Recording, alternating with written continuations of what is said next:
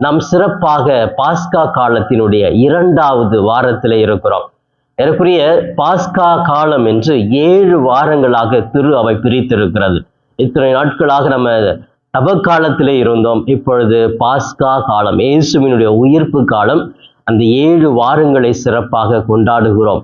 பிரியமானவர்களே, இந்த பாஸ்கா காலத்தின் 2வது வாரத்திலே இந்த திங்கட்கிழமை சிறப்பாக நம் தாயாம் திரு அவை ஒரு அருமையான இறை செய்தியை இன்றைய மன்னாவாக கொடுக்கிறது. இந்த மன்னாவை உட்கொண்டு உறுதியோடு நமது நம்பிக்கையை புதுப்பிக்க வேண்டும், புதிய வாழ்வு வாழ வேண்டும் என்று சொல்லி இந்த அனைத்து வாசகங்கள் நமக்கு இன்று சிறப்பாக அழைப்பு விடுக்கிறது.